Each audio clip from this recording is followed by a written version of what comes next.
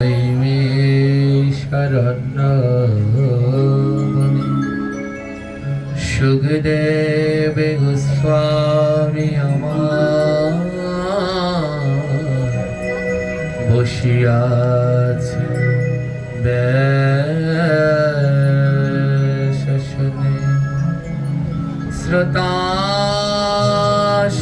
বসিয়াছেন কত জ্ঞানী গুণী 60,000 বসিয়াছেন ঋষি আর মুনি। এক এক করে শ্লোক সুখদেবে করিছে আলোচনা, যাহা হইতে ঘটে জীবে যাতে যন্ত্রণা। ভাগবত কথা মৃত পরম মধুর, যে জানা করে শ্রবণ শিবর চতুর। ভাগবত কথা মৃত যার কারণে পুনরায় তার নাহি মনুষ্য জন্ম। ভাগবত কথা মৃত যে করে কীর্তন, তাহার চরণে করি সহস্র প্রণাম।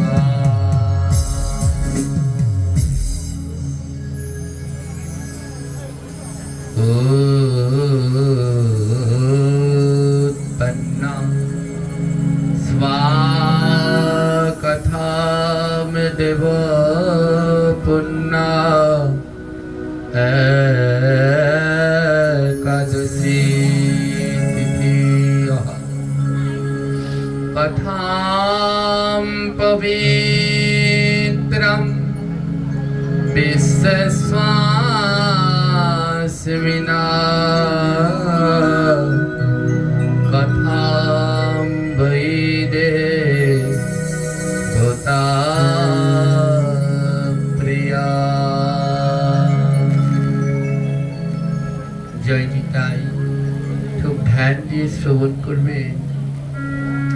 এই শ্লোক বললেন, এই জগতে যাহা কিছু পবিত্র আছে, শুধু মনুষ্য জাতির নয়, সমস্ত দেব যক্ষ সৃষ্টির যেখানে যে বিরাজ করছে, এই জগতে সবথেকে পবিত্র হলো একাদশী তিথি। একাদশী তিথির মতো পবিত্র জগতে আর কোনো কিছু নাই।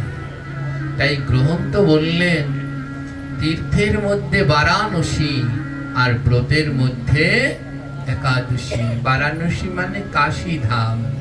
বলে তীর্থের মধ্যে শ্রেষ্ঠ হলো কাশী, আর ব্রতের মধ্যে শ্রেষ্ঠ হলো একাদশী।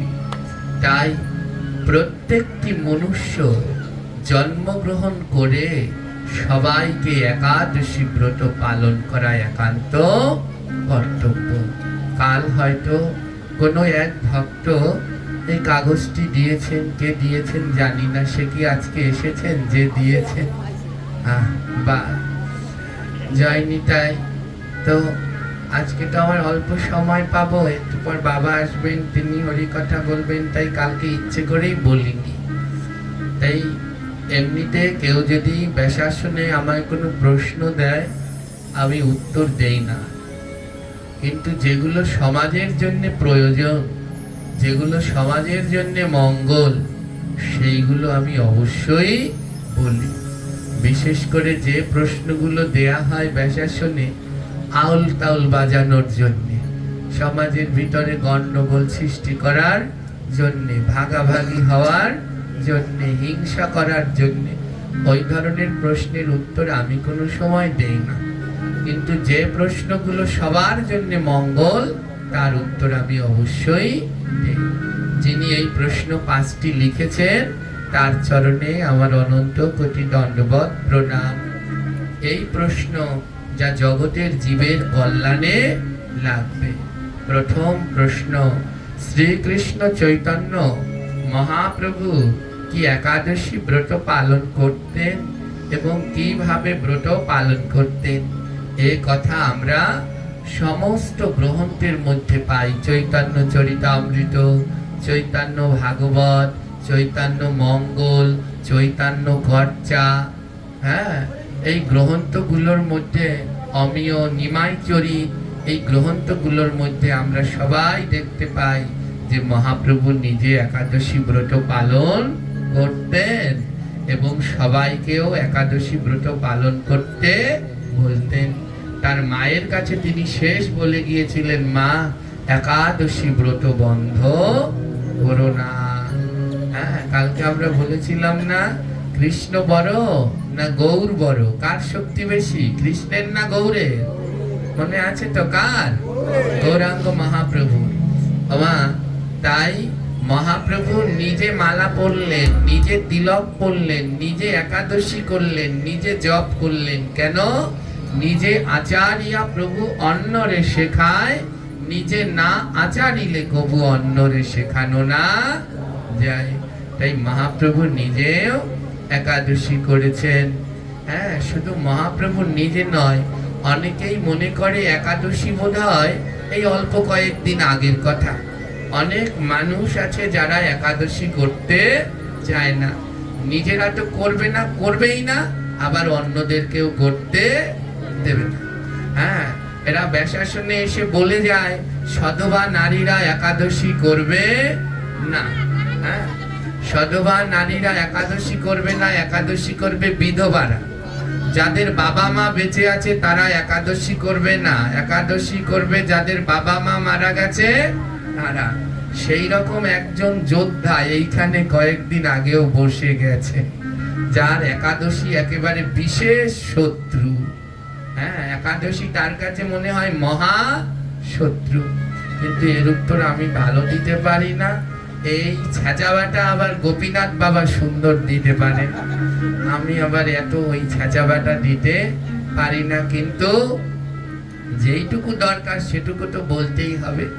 শুনুন, একাদশী স্বয়ং ভগবান শ্রীকৃষ্ণ করেছেন, স্বয়ং ভগবান শ্রীকৃষ্ণ করেছেন। একাদশী কলিযুগের নয়, একাদশী কোন যুগের? একাদশী সেই সত্যযুগ থেকেই চলছে। রামায়ণের ভিতরে মা সীতা জিজ্ঞেস করলেন, রামায়ণের ভিতরে মা সীতা বাল্মীকিকে জিজ্ঞেস করলেন, হে বাল্মীকি মুনি, আমি এই জন্মে এত দুঃখ পেলাম কেন? আমি বনবাসী হলাম, এত দুঃখ কেন? মা সীতার দুঃখ না, বিবাহর পরে সারাটা জীবনই দুঃখ। তখন বাল্মীকি মুনি বলেছিল, শোনো সীতা, তুমি সত্য যুগে বেদবতী ছিলে। হ্যাঁ, মা সীতা সত্য যুগে বেদবতী ছিল, জানেন তো? এই যে উলুধ্বনি দিচ্ছেন, এই কেন উলুধ্বনি দিচ্ছে? এই উলুধ্বনির সৃষ্টি কোথা থেকে? এই বেদবতীর স্বামী ছিল চন্দ্রচূড় রাজা। তিনি তার স্ত্রীর জিহ্বা কেটে নিয়েছিলেন কৃষ্ণ নাম করে বলে। সেই কাটা জিহ্বায় যন্ত্রণা সহ্য করতে পারেনি, কিন্তু তাও কাটা জিহ্বায় বেদবতী কৃষ্ণ নাম বন্ধ করেনি। সেই কাটা জিহ্বায় উ উ ধ্বনি করেছিল, আর সেই থেকেই জগতে সৃষ্টি হয় উলুধ্বনি।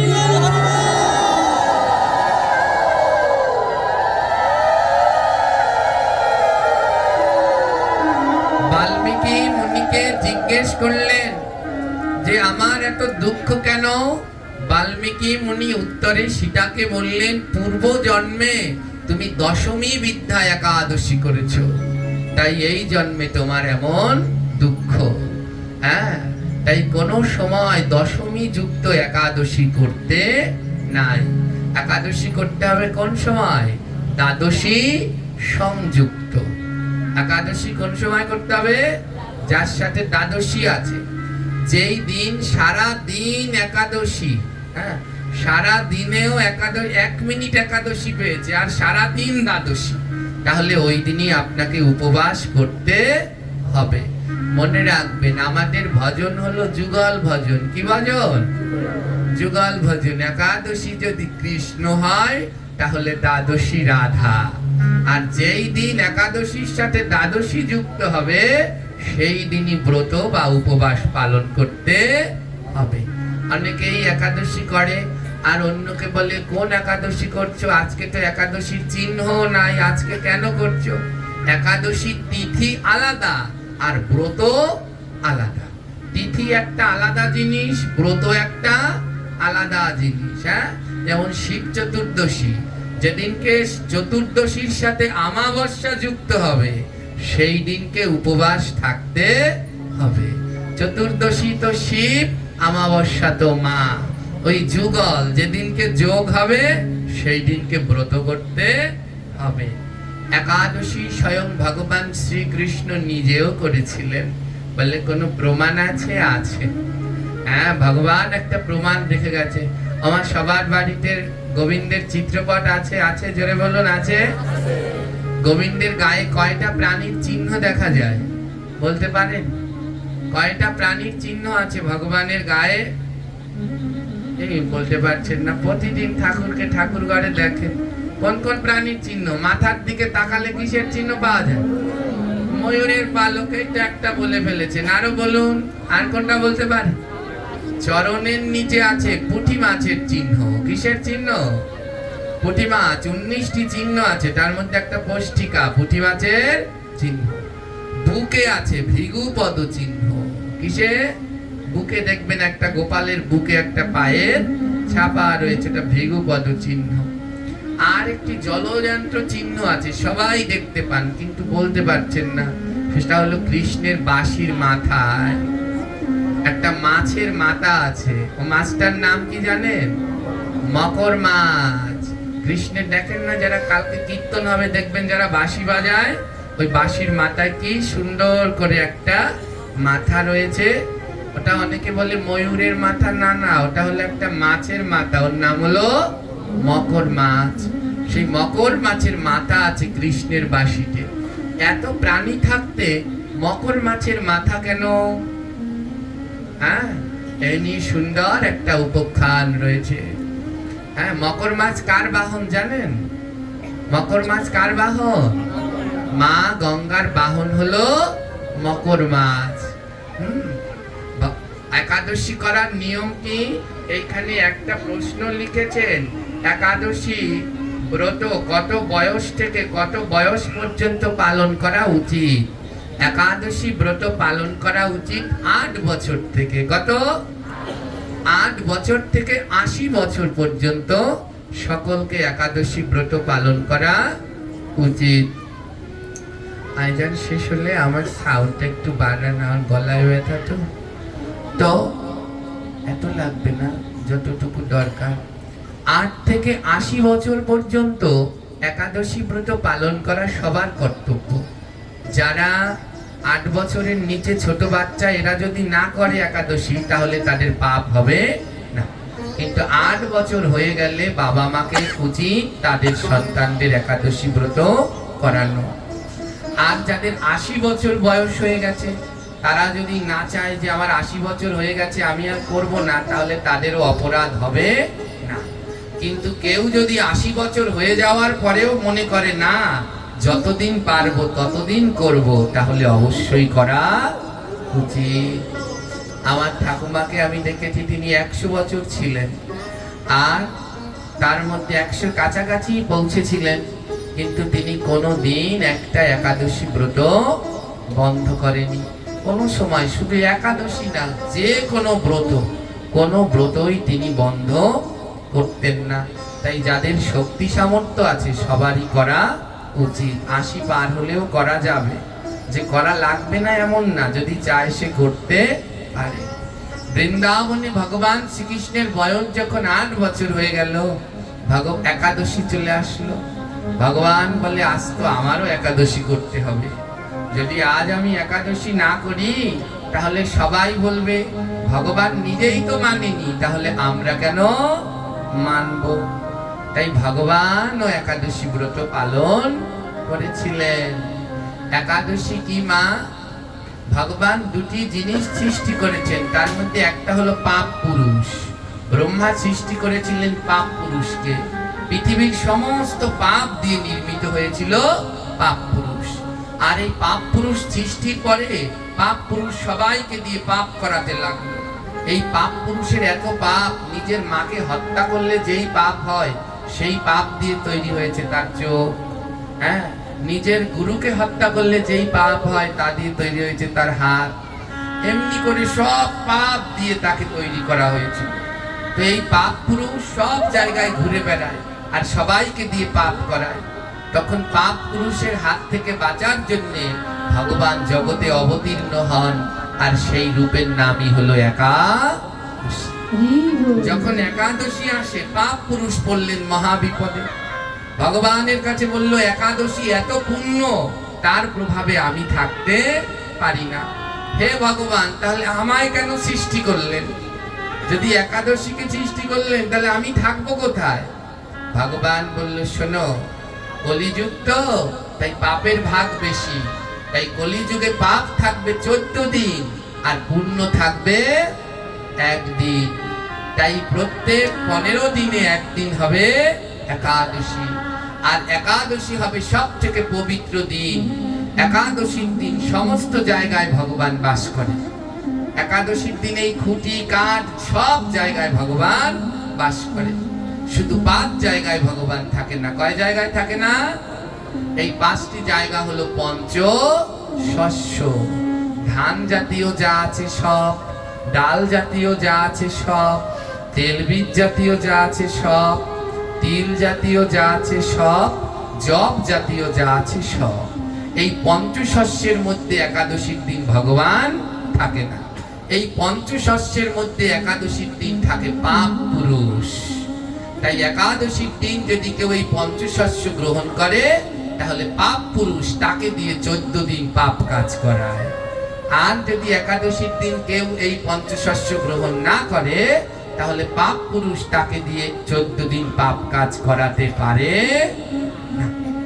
একাদশী চলে আসলো, ভগবান কৃষ্ণ তো একাদশী ব্রত পালন করবে। কিন্তু মা যশোদা তো, সব মায়ের কাছেই বাচ্চারা সবসময় ছোট। মা যশোদাও একাদশী করেছে। এবারে মা যশোদা বলছে, আমার গোপাল তো ছোট, ও এই বয়সে একাদশী না করে একাদশী করতে পারবে? মা যশোদা কৃষ্ণের জন্য অন্ন ব্যঞ্জন রান্না করলেন। আর রান্না করে মা যশোদা কৃষ্ণের কাছে নিয়ে বললেন, নে কানাই, তাড়াতাড়ি প্রসাদ পেয়ে নাও। কানাই বলল, মা তুমি রেখে যাও, আমি পরে খেয়ে নিচ্ছি। মা যশোদা চলে গেলেন। কিন্তু কৃষ্ণ বললেন, আজ তো একাদশী, আমি তো খেতে পারবো না। তাহলে জগতের মানুষ কি শিখবে? তাই ভগবান কি করলেন, বলে মা রান্না করেছে, যদি মায়ের রান্না ফেলে দেই তাহলেও একটা পাপ। আমার অনেকে আছে মায়ের হাতের রান্না খায় না, এটাও এক ধরনের অপরাধ। মা সবসময় মাই হয়, পুত্র অপুত্র হয়, মাতা কভু কুমাতা নয়। তাই মাকে কোনো সময় অমান্য করতে নাই। ভগবান শ্রীকৃষ্ণ বললেন, আমার মায়ের রান্নাকে তো আমি ফেলে দিতে পারি না। ভগবান শ্রীকৃষ্ণ সেই অন্ন ব্যঞ্জন নিয়ে গোমাতাদের কাছে গেলেন। শ্যাবলী, ধমলী, কালী, কমলী, পিয়ালি, মঙ্গলী, এগুলো হলো কৃষ্ণের গোমাতা। 9 লক্ষ গোমাতা আছে। এবার তাদের কাছে গিয়ে বলল, গোমাতা এই নাও, তোমরা অন্ন গ্রহণ করো। এই গোমাতাদের মধ্যে খুব চালাক গোমাতার নাম হলো শ্যামলী। কি নাম? শ্যামলী গোমাতা বলল, দাঁড়াও, ওই 9 লক্ষ গোমাতারা যেই গেছে কৃষ্ণ এনেছে, কৃষ্ণ যদি এখানে ভগবান কৃষ্ণ যদি এসে বলে প্রসাদ নেও, একজনেও আর দাঁড়িয়ে থাকবে? হ্যাঁ, কার আগে কে দৌড়ে আসে? গোমাতারা সব দৌড়ে দৌড়ে যাচ্ছে। শ্যামলী গোমাতা বললেন, দাঁড়াও, যেও না। বলে কেন? বলে এতদিন তো কৃষ্ণ আমাদের অন্ন দেয়নি, আজ এত মায়া কিসে? কৃষ্ণ তুমি নিজের হাতে কেন অন্ন এনেছো? কৃষ্ণ বলছে, আজ একাদশী তো, একাদশীর দিন আমি অন্ন গ্রহণ করব না। একাদশীর দিন আমি অন্ন গ্রহণ করব না। শ্যামলী গোমাতা বলছে, ভারী চালাক তো তুমি, তুমি নিজে করবে না আর আমাদের খাওয়াবে? আমরাও এই নবলক্ষ গোমাতারা একাদশীর দিন অন্ন গ্রহণ করব না। একাদশীর দিন গোমাতারাও অন্ন গ্রহণ করলেন না। এবার পাখিদের ডাকলেন, সমস্ত পাখিরা চলে আসলেন বৃন্দাবনে। পাখিদের বললেন, নাও নাও তোমরা অন্ন গ্রহণ করো। পাখিদের মধ্যে খুব চালাক হলেন শুক আর শাড়ি। এবার যখন সব পাখিরা চলে আসলেন, শুক আর শাড়ি এসে বলে, দাঁড়াও দাঁড়াও, এতদিন তো কৃষ্ণ আমাদের অন্ন দেয়নি, আজ কেন দিচ্ছে? হ্যাঁ, তো কৃষ্ণ বলছে, আজ একাদশী তো, আমি অন্ন গ্রহণ করব না। শুক শাড়ি বলে, ও তুমি গ্রহণ করলে পাপ হবে, আর আমাদের বুঝি হবে না? আমরাও বৃন্দাবনের কোনো পাখিরা অন্ন গ্রহণ করব না। এমনি করে বৃন্দাবনের সকল প্রাণীদের কাছে কৃষ্ণ অন্ন নিয়ে গেলেন, কিন্তু কেউ গ্রহণ করলো না। সবার শেষে সেই অন্ন নিয়ে গেলেন গঙ্গায়। ও আমরা একটা কথা বলি, যার কোনো ঠাঁই নাই তার আছে গঙ্গা। গঙ্গার কাছে গিয়ে বললেন, হে মা গঙ্গা, তুমি এই অন্ন গ্রহণ করো। হ্যাঁ, মা গঙ্গা দাঁড়িয়ে বললেন, না না, আমিও এই একাদশীর দিন অন্ন গ্রহণ করতে পারবো না। তখন ভগবান শ্রীকৃষ্ণ চিৎকার দিয়ে বললেন, এই পৃথিবীতে কেউ নাই যে একাদশীর দিন অন্ন গ্রহণ করবে। তখন মা গঙ্গার পায়ের তলা দিয়ে ওই মকর মাছ মাথা বের করেছে। আমার মা গঙ্গা তো জলের মধ্যে, কতটুকু বের করেছে? মাথাটুকু। কতটুকু বের করেছে? মাথাটুকু বের করে মকর মাছ বলছে, হে কৃষ্ণ, আমি একাদশীর দিন অন্ন গ্রহণ করতে রাজি। কেউ রাজি নেই। কে রাজি হলো? জোরে বলুন। মকর মাছ সম্পূর্ণ শরীর বের করেছে। কতটুকু বের করেছে? মাথাটুকু। আর আটটার মধ্যে মা গঙ্গা দাঁড়িয়ে আছেন। মাথাটুকু বের করে মকর মাছ বললেন, আমি গ্রহণ করব অন্ন। ভগবান শ্রীকৃষ্ণ বললেন, নাও নাও, তাড়াতাড়ি নাও। মকর মাছ বললেন, আমার একটা শর্ত আছে। কি শর্ত? বলে, শোনো কৃষ্ণ, তোমার অঙ্গে আমাকে ঠাঁই দিতে হবে। যদি তোমার অঙ্গে আমায় ঠাঁই দাও, তাহলে আমি একাদশীর দিন অন্ন গ্রহণ করব। ওমা, কেউ যদি ভগবানের অঙ্গের সাথে থাকে, তাকে কোনোদিন কেউ নরকে নিতে পারবে? জোরে বলেন। মকর মাছ হলেন ভারী চালাক। তাই মকর মাছ বললেন, তোমার অঙ্গে যদি ঠাঁই দাও, তাহলে আমি একাদশীর দিন অন্ন গ্রহণ করতে পারি। অর্থাৎ ভগবানের সাথে যদি কেউ থাকে, তাহলে জীবনেও তাকে নরকে নেওয়া যাবে না। হ্যাঁ, ভগবান বললেন, মকর মাছ, আমি কোথায় তোমায় ঠাঁই দেব? আমার নাকের উপরে দেব?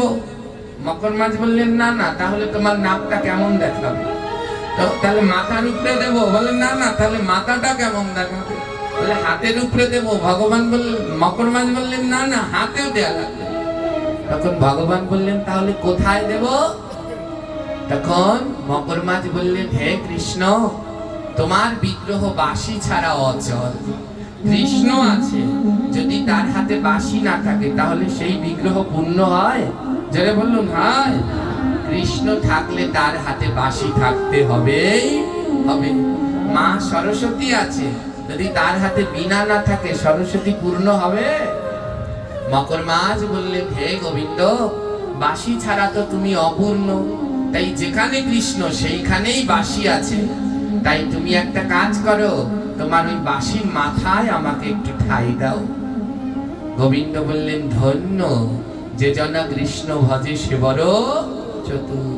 হে মকর মাছ, তুমি জল থেকে তোমার দেহের যতটুকু অংশ বের করেছো, সেইটুকু অংশই আমার বাঁশির মাথায় ঠাঁই পাবে। ওই কতটুকু অংশ বের করলো? মাথাটুকু। আর সেই মাথাটুকুই ঠাঁই পেল গোবিন্দের বাঁশির মাথা।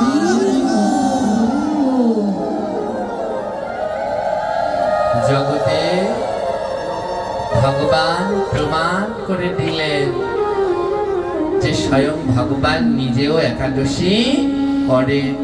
তার প্রমাণ আজও কৃষ্ণের সেই বাঁশির মাথায় মকর মাছ। কিন্তু গোবিন্দের কি একাদশী করা লাগে? জোরে বলুন, লাগে? কেন করলেন? আমাদের শিক্ষা দেওয়ার জন্যে। নিজে আচারিয়া প্রভু অন্যরে শেখায়, নিজে না আচারিলে কবু অন্যরে শেখানো না যায়। একাদশীর দিনও গোবিন্দকে অন্নভোগ দেয়া যায়, কোনো অপরাধ নেই, কিন্তু একাদশীর দিন আমরা অন্ন গ্রহণ করতে পারবো না। আজ পুরীধামে একাদশীর দিন অন্নভোগ হয়, কিন্তু আমরা যারা আছি ভক্তরা আমরা নিতে পারবো না। গোবিন্দের কোনো বাধা নিষেধ নেই, তিনি তো জগৎ কর্তা, তাই তিনি একাদশীর দিন তার ভোগ হতে পারে, কিন্তু কোনো মনুষ্যের একাদশীর দিন অন্ন গ্রহণ করা উচিত। তাই 8 থেকে 80 সবাইকে একাদশী ব্রত পালন করা একান্ত কর্তব্য। আপনারা সবাই একাদশী করেন? কে কে করেন? হাত তুলুন। বাহ, খুব ভালো। মাত্র অল্প কয়েকজন আছে যারা একাদশী করে না, অল্প কয়েকজন। একেবারে খুব খুশি হয়েছি। হ্যাঁ, অল্প কয়েকজন আছে একাদশী। ওমা, একাদশীতে কটা জিনিস খাওয়া যাবে না? 5টা জিনিস। কয়টা জিনিস? 5টা। কি কি? ধান জাতীয় যা আছে, ভাত, চিরা, মুড়ি, খই খাওয়া যাবে না। জব জাতীয় যা আছে, রুটি, সুজি খাওয়া যাবে না। ডাল জাতীয় যা আছে, মুগ ডাল, বুটের ডাল, এইগুলো খাওয়া যাবে না। সরিষার তেল, সয়াবিন তেল খাওয়া যাবে না। সূর্যমুখীর তেল বা ঘি দিয়ে খাওয়া যাবে। আর হলো তিল। তিল তো আমরা এমনিতেই 12 মাস খাই না বললেই চলে। তো এই 5টা জিনিস যদি 15 দিনে একদিন না খায় তাহলে কেউ মারা যায়? জোরে বলুন, মারা যায়? এছাড়া বাকি সব খেতে পারবেন আপনি। আলু, কুমড়ো, পেঁপে, কাঁচকলা, সবজি দিয়ে তরকারি রান্না করে গোবিন্দকে ভোগ দিয়ে প্রসাদ পেতে পারবেন। বিভিন্ন ফল মূল, দুধ, সাবু, জল সব আপনি একাদশীর দিন গ্রহণ করতে পারবেন। মাত্র এই 5টা জিনিসকে বাদ দিয়ে আপনি অন্নটা গ্রহণ করতে পারবেন। আর যার নির্জলা করা সম্ভব, যার শক্তি সামর্থ্য আছে যে না আমি নির্জলা করব, তার তো কোনো তুলনাই হয় না। আর যে নির্জলা না করতে পারবেন সে এইগুলো গ্রহণ করতে পারবেন। একাদশ অনেকে আছে অসুস্থ, বাবা আমার তো ওষুধ খাওয়া লাগে, কোনো সমস্যা নেই, ওষুধ খেলেও একাদশী ভঙ্গ হয় না। হ্যাঁ, 8টা জিনিসে একাদশী ভঙ্গ হয় না, তার মধ্যে একটা হলো ঔষধ। ঔষধ খেলেও একাদশী ব্রত ভঙ্গ হয় না, তাই ব্রত করতে পারেন। তো সবাই যে কয়জন একাদশী বাদ করছেন না, অনেকেই মনে করেন যদি একাদশী না করি তাহলে মাথা গুলিয়ে পড়ে যাব, না খেয়ে থাকলে গ্যাস্ট্রিক বাড়বে, কতটা কি কি মনে মনে ভাবেন, শরীর দুর্বল হয়ে যাবে। আমার একদিন যদি ভাত রুটি না খান মরে যাবেন? জোরে বলেন, মরবেন? মরবেন না, কিচ্ছু হবে না। আমি সারা জীবন কোনো সময় ভাত রুটি খাই না। একাদশীতে যা খাওয়া যায় আমি 12 মাস তাই খাই। একাদশীর দিন যা পাওয়া যায় আমি 12 মাস ওটাই খাই, আমি অন্য কিছু খাই না। আমি মরে গেছি? আমি এখনো একই রকম রয়েছি। বিশ্বাস থাকতে হবে ভগবানের উপরে। রাখে হরি তোমারে কে। আমার অনেকগুলো ওষুধ খেতে হয়। আমার কিডনির সমস্যা, তো জন্ম থেকে একটা কিডনি নেই, আরেকটা কিডনির প্রায় 60-70% ড্যামেজ। এই অনেক ওষুধ খেতে হয়, কিন্তু তাও আমি এই সবজি ফলমূল এই আহার করেই আমি আমার জীবন ধারণ করি, শুধুমাত্র আপনাদের চরণের ধুলার গুণে। ভক্ত সাধুগুরু বৈষ্ণব আপনাদের কৃপার গুণেই এই সুস্থতা আছি। তার জন্যে যারা যারা হাত তোলেননি, একাদশী ব্রত করেন না, সবাইকে একাদশী ব্রত করতে হবে। গোবিন্দ বললেন সব পাপের ক্ষমা করব, কিন্তু একাদশী না করলে সেই পাপের কোনো ক্ষমা করব না। তাই প্রত্যেকের একান্ত একাদশী ব্রত পালন করা উচিত। হ্যাঁ, তাই সবাই করবেন। একাদশী করলে কিচ্ছু হবে না। একাদশী করলে স্বাস্থ্যের জন্য আরো ভালো। যেমন এই ফ্যানটা যদি টানা 1 মাস চালিয়ে রাখেন, কোনো বন্ধ না করেন, ফ্যান থাকবে? জোরে বললেন। মাঝে মাঝে বন্ধ করতে হবে না? বন্ধ করলে ওটা একটা ইঞ্জিন, নষ্ট হয়ে যাবে। টানা চালিয়ে রাখলে নষ্ট হয়ে যাবে। মাঝে মাঝে একটু বন্ধ দিয়ে বিশ্রাম দিতে হবে, আর বিশ্রাম দিলে ইঞ্জিনটা ভালো থাকবে। এই দেহটাও একটা ইঞ্জিন। আপনি 24 ঘন্টা তাকিয়ে থাকতে পারবেন? অসুস্থ হয়ে যাবেন না? মাঝে মাঝে একটু চোখটাকে বন্ধ করে ঘুমাতে দিতে হবে। হাত পা গুলো সবসময় নাড়াতে পারবেন? ঘুমালে এগুলো রেস্ট পায়। তদ্রূপ ঘুমালে পরে আমরা সুস্থ থাকি, হাত পা চোখ এরা রেস্ট পায়। কিন্তু আমাদের পেটের মধ্যে পাকস্থলী, ও কিন্তু চলতেই থাকে, ও খাবার হজম করতেই থাকে, ওকেও একটু রেস্ট দিতে হয়। ডাক্তারদের ভাষায় বলে 15 দিনে একদিন না খেয়ে থাকবেন, অর্থাৎ পাকস্থলীকে রেস্ট দিন, না হলে পাকস্থলীও একদিন অকেজ হয়ে যাবে। ডাক্তাররা বলে পাকস্থলীকে রেস্ট দিতে, আর আমাদের সনাতন ধর্ম বলে সবাইকে একাদশী ব্রত পালন। তাই প্রত্যেকে একাদশী ব্রত পালন করবে, কিচ্ছু অসুবিধা নেই। আর ওই যে কত জটিলা কুটিলা আছে, যে জটিলা কুটিলারা বলে একাদশী করতে, সদবাদের একাদশী করতে নেই, আছে না? এমন আছে না? নেই মায়েরা জয় বলে। এক জায়গায় গিয়েছি, তো এক মাতাজি, তিনি ওই নতুন বউ একাদশী করেছে, তাকে বলছে, এই তুই ঘরের নতুন বউ একাদশী করছিস কেন? জানোস না একাদশী করলে স্বামীর আয়ু ক্ষয় হয়? এখন ওই মহিলা বলতেছে আমরা জীবনেও একাদশী করি। হ্যাঁ, ওই মহিলা বলতেছে আমরা জীবনেও একাদশী করিনি। এবারে যিনি বলতে আছে, দেখলাম ওনার নিজেরও স্বামী নেই, যিনি একাদশী করতে নিষেধ করছে ওনার নিজেরও স্বামী নেই।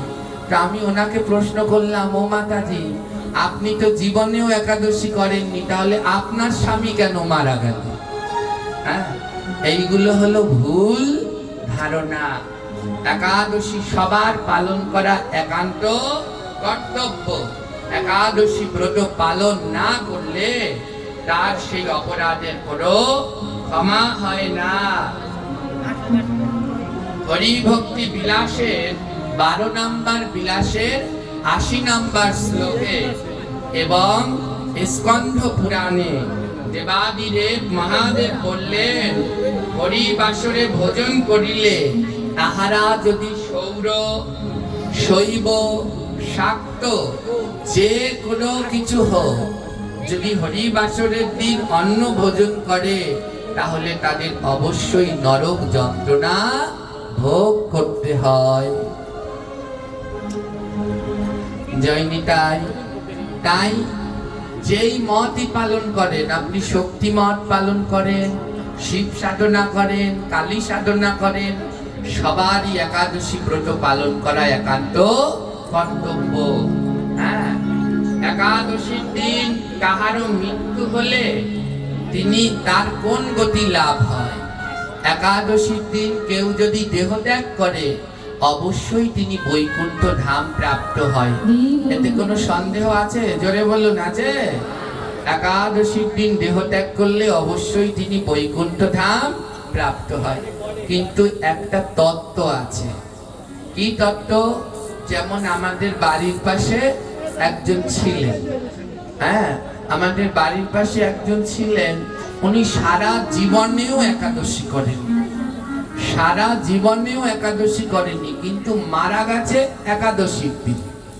জীবনেও একাদশী করেনি, মারা গেছে কোন দিন? জোরে বলুন। এবার উনি কি স্বর্গে যাবেন? উনি কি ভগবানের ধামে যাবেন? কোনদিন একাদশী করেনি, কিন্তু মরল একাদশীর দিন। বলে শোনো, একাদশীর দিন মরলেই যে ভগবানের ধামে যাবে এমন কোনো কথা নেই। একাদশীর দিন মরলে সে ভগবানের ধামে যাবে কে? যে একাদশী ব্রত পালন করে দেহ ত্যাগ করেছে। আজকাল একাদশী, যে একাদশী ব্রত পালন করে দেহ ত্যাগ করেছে, সে মৃত্যুর পরে অবশ্যই ভগবানের ধাম গমন করবে।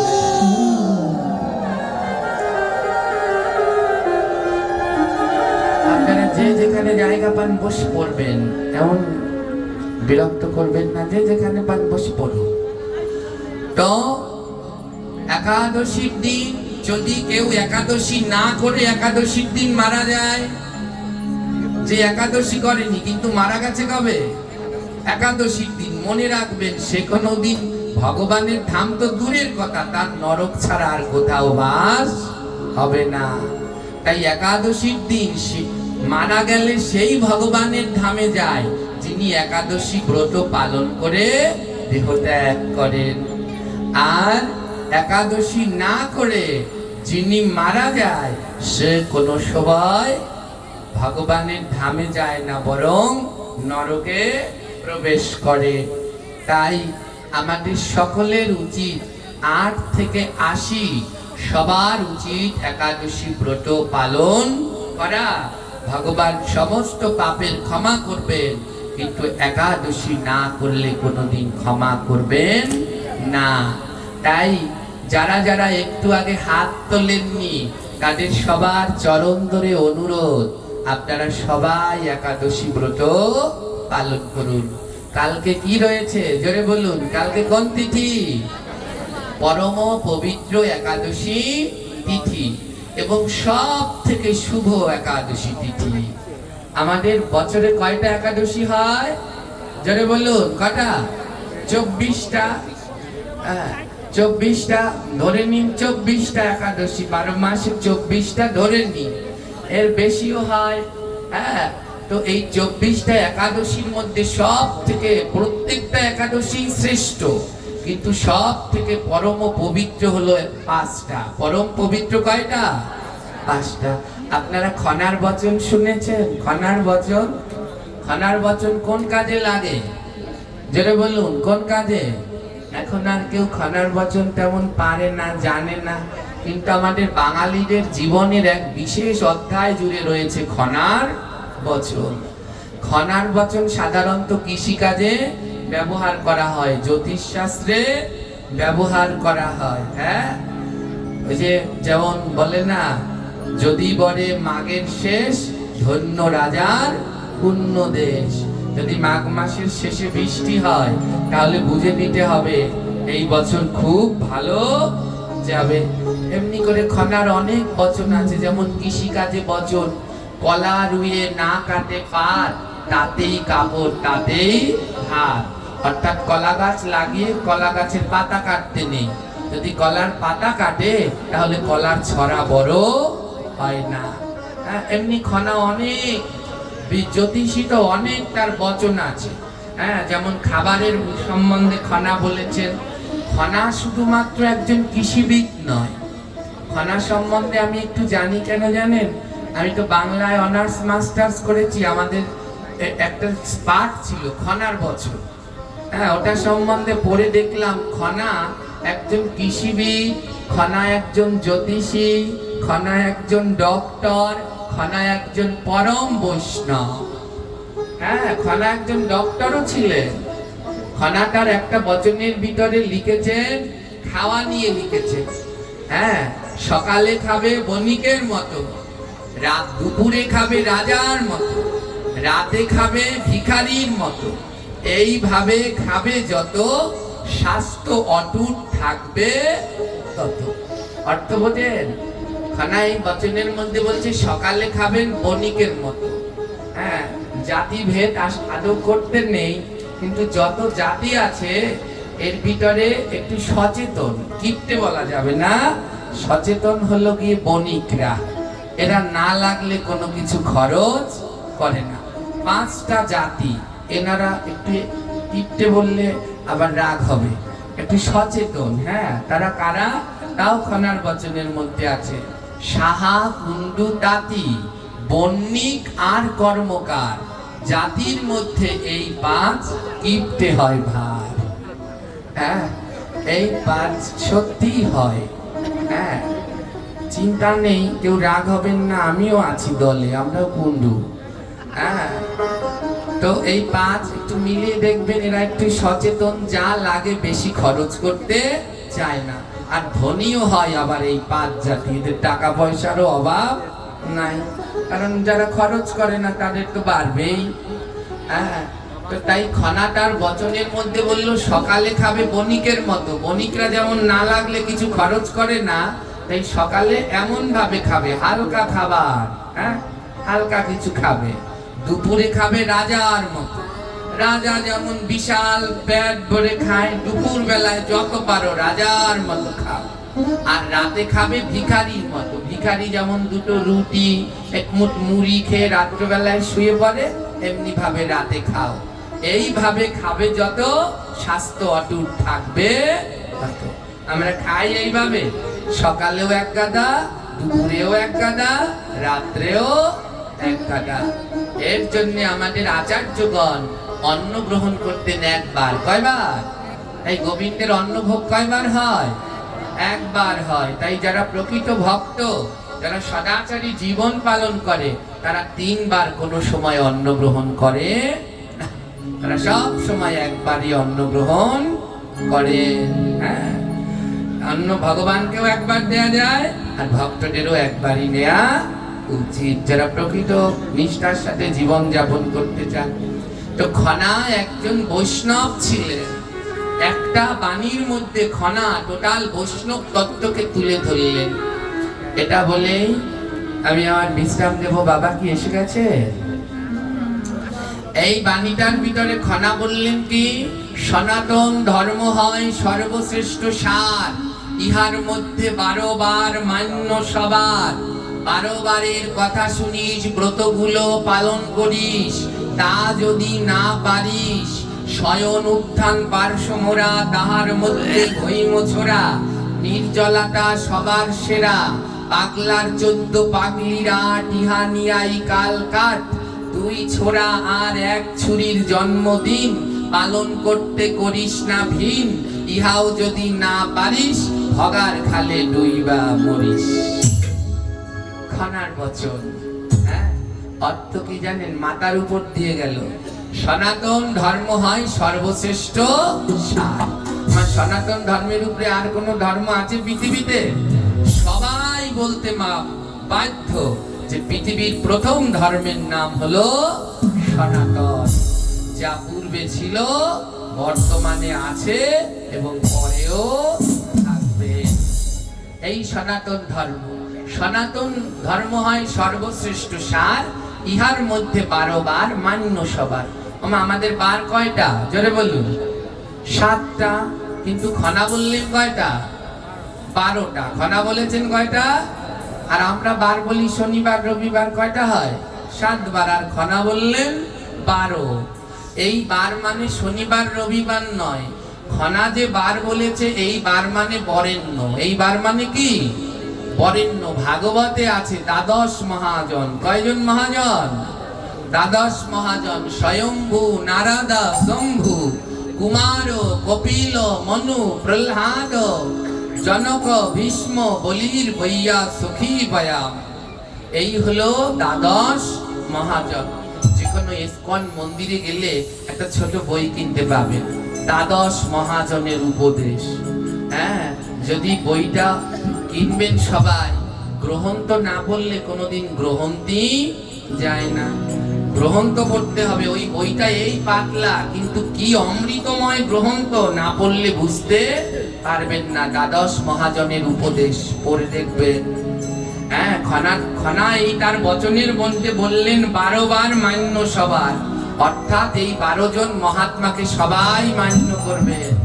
স্বয়ম্ভু মানে ব্রহ্মা, স্বয়ম্ভু নারদ, শম্ভু মানে শিব, স্বয়ম্ভু নারদ শম্ভু, কুমার ব্রহ্মার 4 পুত্র, হ্যাঁ কুমার, কপিল, কপিল মুনি, কপিল, হ্যাঁ স্বয়ম্ভু নারদ শম্ভু কুমার কপিল, মনু, প্রহ্লাদ, হ্যাঁ জনক, জনক রাজা, ভীষ্ম, বলি মহারাজ, বৈয়া সখী, ব্যাসদেবের পুত্র সুখদেব, বয়ম, বয়ম এই শ্লোকটি বলেছিলেন যম, বয়ম শব্দের অর্থ আমি, অর্থাৎ যম মহারাজ। এই 12 জন হলেন পরম বৈষ্ণব। খনা বললেন এই 12 জনের কথা শুনবে এবং পালন করবে। আর কি বলছে? সমস্ত ব্রত পালন করবে। সনাতন ধর্মে অনেক ব্রত আছে, পালন করবে। বলে সবগুলো ব্রত যদি পালন করতে না পারো, তাহলে বললেন শয়ন উত্থান পার্শ্ব মোরা, তাহার মধ্যে ভৈম ছোড়া, নির্জলাটা সবার সেরা। এইগুলো হলো একাদশীর নাম। এগুলো কিসের নাম? শয়ন, উত্থান, পার্শ্ব মোড়া মানে পার্শ্ব একাদশী, তাহার মধ্যে ভৈম ছোড়া মানে ভৈম একাদশী, নির্জলাটা সবার সেরা, নির্জলা একাদশী। বলে যারা 24টা একাদশী করতে পারো না, অনেকে আছে না খুব অসুস্থ বা ছোট বাচ্চা, যারা ছোট বাচ্চা বা খুবই অসুস্থ, যারা পারছে না, তারা অন্তত এই 5টা একাদশী করবে। আবার সবাই ভাববেন না যে সবার জন্য, হাঁটেন চলেন খান দান বছরে 5টা একাদশী করবেন, তা চলবে না। যারা অসুস্থ, ছোট বাচ্চা, যেমন এই 5টা একাদশীর মধ্যে প্রথম একাদশীর নাম কি? এইমাত্র বললাম, শয়ন, উত্থান, পার্শ্ব মোড়া, তাহার মধ্যে ভৈম ছোড়া, নির্জলাটা সবার সেরা। প্রথমটার নাম কি? আর সেই একাদশী কবে? তাহলে এটা বন্ধ করা যাবে? ভগবান বললেন এই 5টা একাদশী কোনো পাপী, কোনো মানুষ যদি বন্ধ করে, যতদিন চন্দ্র সূর্য আছে ততদিন তাকে নরকে থাকতে হবে। তাই কালকে যে শয়ন একাদশী, ঘরের ছোট বাচ্চাটিকেও উচিত কালকের একাদশী ব্রত পালন করানো। হ্যাঁ, আর কি কি বললেন? শয়ন, উত্থান, পার্শ্ব মোড়া, তাহার মধ্যে ভৈম ছোড়া, নির্জলাটা সবার সেরা। পাগলার 14 পাগলি রাত। পাগলা মানে বোঝেন, আমাদের ধর্মে একজন ঠাকুর আছে পাগলা বাবা বলে, ভোলে বাবা। নাম কি তার? দেবাদিদেব মহাদেব। 14 মানে চতুর্দশী। বলে প্রত্যেকের শিব চতুর্দশী ব্রত পালন করতে হবে। সে কৃষ্ণ ভক্ত হও তারও করতে হবে, যে শিব ভক্ত তারও করতে হবে। তাই পাগলা বলা হয় শিব ঠাকুরকে। তাই পাগলার 14, পাগলি 8। শিব যদি পাগল হয় তাহলে মা দুর্গা হলো পাগলি। 8 মানে অষ্টমী, দুর্গা পুজোর অষ্টমীর দিনও ব্রত পালন করতে হবে। যে কোনো শুদ্ধ পরম্পরার ব্রত তালিকায় দেখবেন অষ্টমীর দিনও ব্রত আছে এবং পরের দিন পালনের টাইমও আছে। তাই পাগলার 14 পাগলি রাত, ইহা নিয়াই কালকাট, 2 ছোড়া আর 1 ছুরির জন্মদিন পালন করতে করিস না ভিন। 2 ছোড়া হলেন ভগবান শ্রীকৃষ্ণর জন্মাষ্টমী আর রামচন্দ্রের রামনবমী। তাই জন্মাষ্টমীর দিন উপবাস, রামনবমীর দিন উপবাস। 1 ছুরি মানে হলো রাধা রানী, রাধা অষ্টমী। জন্মাষ্টমী, রামনবমী, রাধা অষ্টমী পালন করতে করিস না ভিন। ওমা করেন তো সবাই? জন্মাষ্টমী অনেকেই করে, রাধা অষ্টমী করেন। আমাদের একটা ব্যারাম আছে। ব্যারাম কি? রাধা অষ্টমীর দিন অর্ধবেলা উপবাস। 100 জনে করলে 80 জন করে অর্ধবেলা উপবাস। মনে রাখবেন, অর্ধবেলা কোনো উপবাস হয় না। নিত্যানন্দ ত্রয়োদশী করে অর্ধবেলা, অদ্বৈত করে অদ্বৈত সপ্তমী করে অর্ধবেলা, শিব চতুর্দশী করে অর্ধবেলা। এগুলো সব ভুল ধারণা। যেই ব্রতের পালন নাই সেই ব্রতের দরকার নাই। ব্রত করলে অবশ্যই পরের দিন পালন করতে হবে। তাই রাধা অষ্টমী কোনোদিন অর্ধবেলা হয় না। তাই রাধা অষ্টমীর দিন পূর্ণ উপোস থাকবেন। দেখবেন পঞ্জিকায় পরের দিন পালনের টাইম আছে, ওই টাইমে গিয়ে পালন করবেন। তো মনে থাকবে। হ্যাঁ, তো বললেন 2 ছোড়া আর 1 ছুরির জন্মদিন পালন করতে করিস না ভিন। ইহাও যদি না পারিস, ভগার খালে 2 বা মরিস। খনা বললেন এত ছোট করে দিলাম, এই কয়টাও যদি পালন করতে না পারো তাহলে ভগার খাল। ভগার খাল মানে বোঝেন, অনেকে বলে কচুরি ভরা খাল, আসলে তা না। এখানে ভগা মানে ভগীরথ। ভগা মানে কে? আর ভগীরথ স্বর্গ থেকে একটা খাল কেটে এনেছেন, তার নাম কি? গঙ্গা। বলে যদি এই ব্রতগুলো না পারিস, আসছে, এই ব্রতগুলো যদি না পারিস তাহলে মরলে গঙ্গার জলে গিয়ে ডুবে মরিস। তাই সবাই মিলে আমরা কালকে একাদশী ব্রত